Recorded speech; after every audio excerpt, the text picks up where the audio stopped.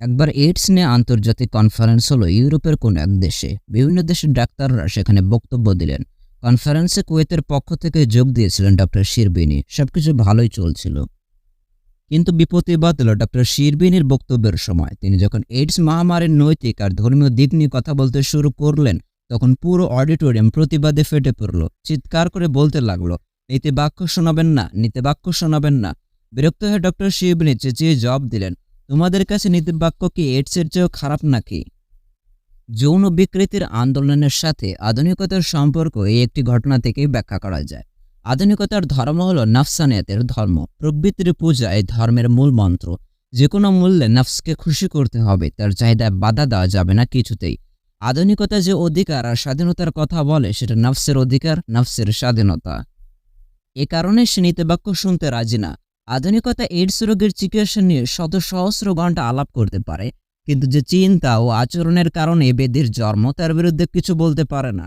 কোটি কোটি মানুষ মারা গেলেও এই মর্গ বন্ধ করার সত্যিকারের পথ নিয়ে সে কথা বলে না, আরেকজনকেও কথা বলতে দেয় না। মানুষ আল্লাহ আর আখিরাতকে অস্বীকার করে দুনিয়াকে কেন্দ্র বানানোর পর সবকিছুই কেবল এখন আর এখানের সমীকরণে পরিণত হয়। মৃত্যুর উপরে যদি কিছু না থাকে, তাহলে এই জীবনটাই তো সব। স্রষ্টা যদি গুরুত্বহীন হয়, তাহলে সবই তো বৈধ। তাই আধুনিকতা নাফসের পূজা করে। আধুনিক মানুষ ভোগের জন্য বাঁচে। শূন্যতায় বিশ্বাসী মানুষ দুনিয়া দিয়ে নিজের ভেতরের শূন্যতাকে পূরণ করতে চায়, কিন্তু শূন্যতা পূরণ হয় না। নাফসের চাহিদা মেটে না, তৃপ্তি আসে না। রাসূল সাল্লাল্লাহু আলাইহি ওয়াসাল্লাম বলেছেন, আদম সন্তানকে যদি ধন সম্পদে পরিপূর্ণ দুটি উপত্যকা দেওয়া হয়, তবু সে তৃতীয় আরেকটি আকাঙ্ক্ষা করবে। আদম সন্তানের পেট মাটি ছাড়া অন্য কিছু পূর্ণ করতে পারবে না। মানুষের এই অসীম চাহিদার সমস্যায় মৃত্যু ছাড়া আর কোনো সমাধান নেই। তাই নফসের পূজায় মোক্ষ লাভ হয় না, বরং ক্রমাগত অবক্ষয় হতে থাকে। লাগাম ছাড়া প্রবৃত্তি মানুষকে নিয়ে যায় ক্রমাগত সীমা লঙ্ঘনের দিকে। প্রত্যেক সীমা লঙ্ঘনের সাথে সাথে তার দাবি বাড়ে। আগে যেটুকুতে স্বাদে মৃত্যু, এখন আর তাতে মেটে না, নতুন কিছু লাগে। কুরআনে কওমে লূতকে আল্লাহ তাআলা বলেছেন সীমা লঙ্ঘনকারী কওম। তারা মহান আল্লাহর নির্ধারিত সীমা অতিক্রম করে গিয়েছিল। গতানুগতিক যৌনতায় তাদের মন ভরছিল না, ঝুঁকেছিল বিকৃতির দিকে। আধুনিকতাও ক্রমাগত সীমা লঙ্ঘন করতে চায়। এই প্রবণতা একসময় বাতিকে পরিণত হয়। যৌন বিকৃতির আন্দোলন এই ধারাবাহিক সীমা লঙ্ঘনের জলজলে দৃষ্টান্ত। লাগামছাড়া প্রবৃত্তি বিকৃত যৌনচারীকে তীব্র থেকে তীব্রতর বিকৃতির দিকে নিয়ে যায়। গতকালের নতুন স্বাদ আজ পানসে মনে হয়, তখন তাকে নামতে হয় বিকৃতির নতুন নতুন অন্ধকারে। সমকামিতা ছিল যৌন বিকৃতি, জীবনাচারের বিকৃতি। এরপরে আসে ট্রান্সজেন্ডারবাদ। যৌন বিকৃতির সাথে যুক্ত হয় আল্লাহর সৃষ্টিকে পরিবর্তনের প্রবণতা, বাস্তবতাকে পুনঃসংজ্ঞায়িত করার স্পর্ধা। সীমা লঙ্ঘনের ধারাবাহিকতা এখানে থেমে যাবে এমন মনে করার কোনো কারণ নেই, বরং তা চলতেই থাকবে। একসময় পশুকাম, অত্যাচার এবং শিশুকামের মতো বিকৃতিগুলো স্বাভাবিক হয়ে ওঠার সম্ভাবনা উড়িয়ে দেওয়া যায় না। তাত্ত্বিক ভিত্তিপ্রস্তর মোটামুটি তৈরি হয়েই আছে। কথাটা কারো হয়তো অতিরঞ্জিত মনে হতে পারে, তবে অতীতের দিকে তাকালে ব্যাপারটাকে অবাস্তব মনে হয় না। আজ থেকে ২০ বছর আগে যদি বলা হতো বাংলাদেশের স্কুল বইয়ে শেখানো হবে মানুষের দেহ পুরুষের কিন্তু মন মেয়ের হতে পারে, তাহলে নির্ঘাত মানুষ হাসত, কিন্তু আজ আর কেউ হাসছে না। সীমা লঙ্ঘনের তীব্রতা বাড়বে আল্লাহর সৃষ্টিকে বদলে ফেলার ক্ষেত্রেও। লিঙ্গ পরিবর্তনের জায়গা আসবে পুরো দেহকে বদলে ফেলার তাড়না। ট্রান্সহিউম্যানিজম নামের দর্শন তাই বলছে। এ দর্শনের অনুসারীরা বলে, এতদিন মানুষের বিবর্তন হয়েছে প্রকৃতির খেয়ালে, এখন বিবর্তন হবে মানুষের পরিকল্পনা মাফিক। মানুষের ঠুনকো দেহকে জিনোমিক্স, বায়োটেকনোলজি আর ন্যানোটেকনোলজির মাধ্যমে বদলে ফেলা হবে। অস্থিতিশীল মস্তিষ্ককে মজবুত করা হবে সর্বাধুনিক এআই এর সাথে সংযুক্ত করে। প্রযুক্তির সাথে মানুষের মিশ্রে তৈরি হবে নতুন এক প্রজাতি, যে প্রজাতি অতিমানবীয় জ্ঞান, শক্তি আর আয়ের অধিকারী। হিউম্যান থেকে পোস্ট হিউম্যান, মানুষ থেকে উত্তর মানুষ। এই স্বপ্ন আপনার আমার কাছে হাস্যকর ঠেকতে পারে, কিন্তু এর পেছনে বিলিয়ন বিলিয়ন ডলার খরচ করছে পৃথিবীর সবচেয়ে ধনী মানুষেরা। ট্রান্সজেন্ডারের সাথে ট্রান্সহিউম্যানিজম শব্দের মিলটা কিন্তু কাকতালীয় না। ট্রান্সহিউম্যানিজমের জগতে প্রথম সারির খেলোয়াড়দের একজন হলেন মার্টিন রথব্লাট। এই লোকে ৯০-এর দশকে সর্বপ্রথম ট্রান্সজেন্ডার অধিকার আইনের খসড়া তৈরি করেছিল। ২০১১ সালে প্রকাশিত মার্টিন রথব্লাটের বইয়ের নাম ছিল ফ্রম ট্রান্সজেন্ডার টু ট্রান্সহিউম্যান। রথব্লাটের মতে ট্রান্সজেন্ডারবাদ হল ট্রান্সহিউম্যানিজমের আগের ধাপ। নতুন নতুন মোড়কের সামনে আসলে পেছনে সেই একই অসুখ, সে একই নাফস কেন্দ্রিকতা, দুনিয়া কেন্দ্রিকতা, মানুষকে রব বানানোর প্রবণতা। দুনিয়াতে জান্নাত আবিষ্কারের মোহ আর ধারাবাহিক সীমা লঙ্ঘন। এলজিবিটি মতবাদ ও আন্দোলন কোনো দুর্ঘটনা না, বরং আধুনিক সভ্যতার যৌক্তিক উপসংহার। যৌন বিকৃতির আন্দোলন আধুনিকতার শরীরে বাসাবাঁধা মরণ ব্যাধি, কিন্তু শরীর কুড়িয়ে কুড়িয়ে খাওয়ায় ব্যাধের চিকিৎসার জন্য নীতিবাক্য শুনতে রাজি না আধুনিক মানুষ, তাই পতন অনিবার্য। শত আলোচনার পর এটাই অনস্বীকার্য বাস্তবতা। করণীয় কি? অবক্ষয়কালে কিভাবে প্রস্তুতি নেবে বিশ্বাসীরা?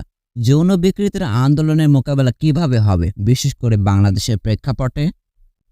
কুরআনের আলোকে এবং ইতিহাসের দিকে তাকালে আমরা মোকাবেলার 3টি ধাপ পাই। 1. বিশুদ্ধ আকীদা ও দ্বীনের ভিত্তি। কারণ দ্বীন ইসলামের ভিত্তি ছাড়া এলজিবিটি আগ্রাসনের মোকাবেলা করা সম্ভব না। গতানুগতিক রক্ষণশীলতা কিংবা আধুনিকতার অন্য কোনো মতবাদ এই আগ্রাসনের বিরুদ্ধে কাজে আসবে না। পাশ্চাত্যের রক্ষণশীলরা এই আন্দোলনের সামনে দাঁড়াতে পারেনি, কারণ অধিকার আর স্বাধীনতার বড়ি আগেই তারা গুলে খেয়েছিল। 2. এলজিবিটি মতবাদ ও আন্দোলনের বাস্তবতার ব্যাপারে জানা ও জানানো। কারণ সমস্যার সমাধানের আগে সমস্যাকে চিহ্নিত করতে হয়, তার ব্যাপারে জানতে হয়, প্রতিপক্ষকে বুঝতে হয়, পর্যবেক্ষণ করতে হয় তার কৌশল, তা না হলে সমস্যার সমাধান করা যায় না। 3. 1 ও 2 এর ভিত্তিতে যথাযথ কর্মকৌশল বা স্ট্র্যাটেজি নির্ধারণ এবং তা বাস্তবায়নের সক্রিয়ভাবে কাজ করা। এলজিবিটি আন্দোলনের বাস্তবতা সম্পর্কে না জানার কারণে অনেকেই বিভ্রান্ত হন। অধিকারের মোড়কে বিকৃতির প্রচার, দাতা, এনজিও, অ্যাক্টিভিস্টদের নেটওয়ার্ক আর কৌশলগুলো সম্পর্কে আমাদের সমাজ অজ্ঞ। এই অজ্ঞতার সুযোগ নেয় ওরা পুরোদমে। অজ্ঞতার সুযোগে আমাদের পাঠ্য বইয়েও চলে আসে ট্রান্সজেন্ডারবাদের গল্প। এই অজ্ঞতার কারণেই দেখা যায় মাওলানা সাহেব কিংবা মসজিদের ইমাম গিয়ে এমন কোনো এনজিওর অনুষ্ঠান মর্যাদা ধরেছেন যাদের প্রধান এজেন্ডাই হলো এলজিবিটির প্রসার। তাই এই আন্দোলনের বাস্তবতা ও হুমকি সম্পর্কে জানা এবং সমাজকে জানানো আবশ্যক। ওয়ার্ল্ড ভিউর মিশ্রণ আমাদের চোখের উপর ছানি ফেলে রাখে। অধিকার, স্বাধীনতা আর প্রগতির বুলিতে মজে যাই আমরা। নতুন নতুন শব্দ আর আঙ্গিকে যখন বিকৃতির বয়ান তুলে আনা হয়, তখন তালগোল পাকিয়ে ফেলি। স্পষ্ট জিনিসও তখন অস্পষ্ট মনে হতে থাকে। এর আগে অনেক বিষয় এমন হচ্ছে দু চোখে দুই চশমার কাছে লাগিয়ে হাঁটতে থাকলে সামনেও হতে থাকবে। তাই মিশ্রণ বাদ দিয়ে বিশুদ্ধ তাওহীদের লেন্সের ভেতর দিয়ে তাকাতে হবে দুনিয়ার দিকে। নবী রাসূলগণ আলাইহিমুসসালাম সব সম্প্রদায়ের কাছে গিয়ে প্রথমে তাদেরকে সত্য দিনের প্রতি আহ্বান করেছেন। এটি ছাড়া পরের ধাপগুলো অসম্ভব।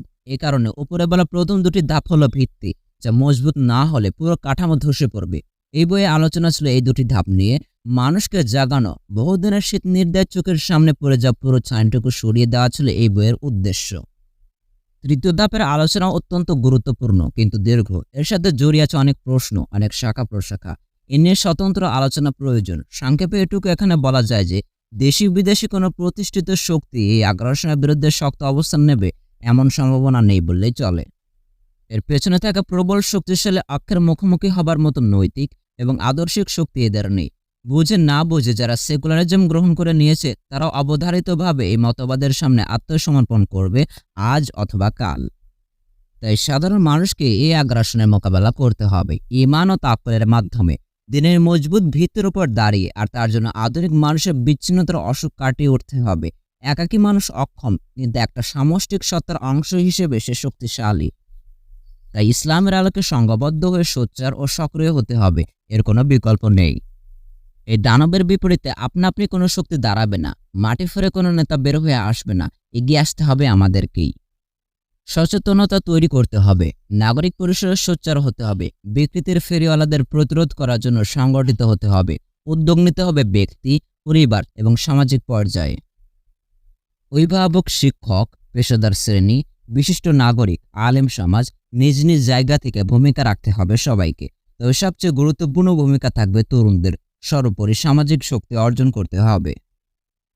কুরআন বা হাদিসে যদি এমন এক জাতির বর্ণনা দেওয়া হতো যারা নিজেরা বিকৃতিতে আসক্ত হবার পাশাপাশি দুনিয়া জুড়ে বিকৃতি ছড়িয়ে দিতে একের পর এক স্বর্ণের পাহাড় খরচ করেছে, তাহলে ব্যাপারটা হয়তো আমাদের কাছে অবিশ্বাস্য মনে হতো। আমরা অবাক হয়ে ভাবতাম, কিসের তাড়নায় মানুষ এমন করতে পারে? কোনো চিন্তা বা কোনো বিশ্বাস কি মানুষকে এমন বিচিত্র আচরণের দিকে চালিত করতে পারে? আধুনিক পশ্চিমা বিশ্ব আজ ঠিক এই কাজটাই করছে, কিন্তু আমরা সে সমস্যার সত্যিকারের মাত্রা আর তীব্রতা বুঝে উঠতে পারছি না, চেষ্টাও করছি না। আমাদের গা শুয়ে গেছে। কুরআনে বনী ইসরায়েলের একটি ঘটনা বর্ণনা করা হয়েছে।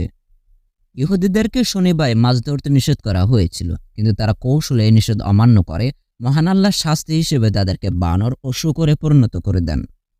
এটি আসহাবুস সাবত বা শনিবারের সীমালঙ্ঘনকারীদের ঘটনা হিসেবে পরিচিত। পবিত্র কুরআনের একাধিক সূরাতে এ ঘটনার আলোচনা এসেছে।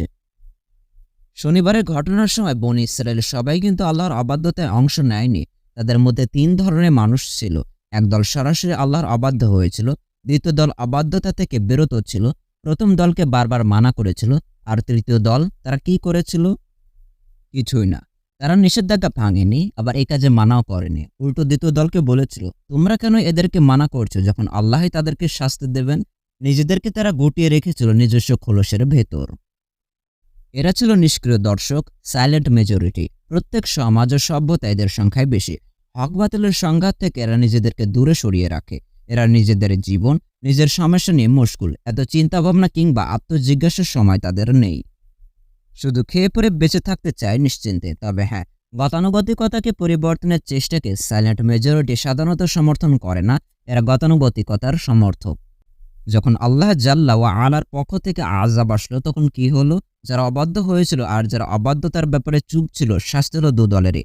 নাজাত পেল কেবল দ্বিতীয় দল, কারণ তারা সৎ কাজের আদেশ করেছিল, অন্যায়ের বিরোধিতা করেছিল। ব্যক্তি, পরিবার ও সমাজকে বাঁচাতে হলে, নিজেদের ভবিষ্যৎ প্রজন্মের ঈমান ও অস্তিত্ব টিকে রাখতে হলে বিকৃতির এই আন্দোলনের বিরুদ্ধে অবস্থান নিতে হবে। দিন শেষে এটি অস্তিত্বের প্রশ্ন, হক ও বাতিলের চিরন্তন লড়াইয়ের প্রশ্ন। এটি বিশ্বাসের দ্বন্দ্ব, 2 প্রতিদ্বন্দ্বী দিনের দ্বন্দ্ব। সীমালঙ্ঘনকারী সম্প্রদায়ের বিরুদ্ধে নবীদের আলাইহিমুসসালাতু ওয়াসসালাম পথের অনুসারীদের দ্বন্দ্বের অংশ। সত্য, সুন্দর ও ন্যায়ের বিরুদ্ধে অন্ধকার, বিকৃতি ও ব্যাধির চক্রান্ত। একে উপেক্ষা করার, আপোষ করার কিংবা পিছিয়ে আসার কোনো সুযোগ নেই।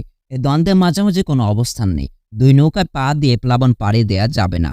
হাত গুটিয়ে দর্শকের কাতারে বসে থাকার সময় ফুরিয়ে গেছে। আল্লাহ তাআলা বলেছেন, তোমরা তাদের মতো হইও না যারা আল্লাহকে ভুলে গিয়েছিল, ফলে আল্লাহ তাকে আত্মভোলা করে দেন। বস্তুত তারাই অবাধ্য। সূরা আল হাশর 19 নম্বর আয়াত। পবিত্র কুরআনে ধ্বংস হয়ে যাওয়া বিভিন্ন সম্প্রদায়ের কথা আল্লাহ আমাদের জানিয়েছেন। তাদের সবার মধ্যে একটা বৈশিষ্ট্য ছিল, বারবার সতর্ক করার পরও তারা সত্যকে উপেক্ষা করেছিল। গোধরে আঁকড়ে ধরেছিল অবাধ্যতা আর সীমালঙ্ঘন। আজ আমরা এমন এক সভ্যতায় বসবাস করছি যে সীমালঙ্ঘনের দিক থেকে ছাড়িয়ে গেছে অতীতের সবাইকে। যে এক একটি অপরাধের কারণে পূর্ববর্তী কওমগুলো ধ্বংস হয়ে গিয়েছিল, তার সবগুলো একত্রিত করেছে আমাদের সভ্যতা নামের জাহিলিয়া। তারপর আমরা নিশ্চিন্ত, বেখবর। সডম, গোমোরা, পম্পেই এর অধিবাসীরাও নিশ্চিত ছিল, আমক বাস্তবতাকে ভুলেছিল। এই ভুলে থাকা, এই উপেক্ষা, এই নিষ্ক্রিয়তা, হাসি ঠাট্টা, গতানুগতিকতা, সাময়িক সুখের পিছে ছোটা, তিলে তিলে গড়া নিজের একান্ত বুদবুদ নিয়ে আধিক্যতা, আলো অন্ধকারের বিভেদ ভুলে কেবল শান্তি আর নিরাপত্তা খুঁজে যাওয়ার এই যে অসুখ, তা শেষ পর্যন্ত তাদের দাঁড় করে দিয়েছে আগুনের নদী আর পাথরের বৃষ্টির মুখোমুখি। সাজানো গোছানো জীবনের খেলাঘর ধূলিসাৎ হয়ে গেছে এক মুহূর্তে। আল্লাহর পাকড়াওয়ের ব্যাপারে এই নিশ্চিন্ত হয়ে যাওয়া তাদের কাজে আসেনি, আমাদেরও কাজে আসবে না। জনপদের বাসিন্দারা কি নিশ্চিন্ত হয়ে গিয়েছে যে তারা যখন রাতের বেলা ঘুমিয়ে থাকবে তখন আমার শাস্তি তাদের উপর হানা দেবে না? জনপদের অধিবাসীরা কি নিশ্চিন্ত হয়ে গিয়েছে যে তারা যখন দিনের ঝলমলে আলোতে খেলতামাশায় মজে থাকবে তখন তাদের উপর আমার শাস্তি হানা দেবে না? তারা কি আল্লাহর কৌশলের ব্যাপারে নিশ্চিন্ত হয়ে গিয়েছে? আল্লাহর কৌশলের ব্যাপারে কেবল তারাই তো নিশ্চিন্ত থাকে যারা নিশ্চিত ক্ষতির দিকে ধেয়ে চলেছে। সূরা আল আরাফ ৯৭ থেকে ৯৯ নম্বর আয়াত। যিনি আকাশে আছেন তার ব্যাপারে কি তোমরা নিরাপদ হয়ে গিয়েছ যে জমিন যখন ভীষণভাবে কাঁপতে থাকবে সে সময় তিনি তোমাদের সহসেটি ধসিয়ে দেবেন না? নাকি তোমরা নিরাপদ হয়ে গিয়েছ যে আকাশে যিনি আছেন তিনি তোমাদের বিরুদ্ধে পাথর বহনকারী ঝোড়ো বাতাস লেলিয়ে দেবেন না? তখন তোমরা টের পাবে আমার হুঁশিয়ারির পরিণাম কেমন। সূরা মুলক ৬৭ নম্বর সূরা ১৬ থেকে ১৮ নম্বর আয়াত। মহান আল্লাহর সাক্ষী আমি পৌঁছে দিয়েছি এবং সকল প্রশংসা তারই।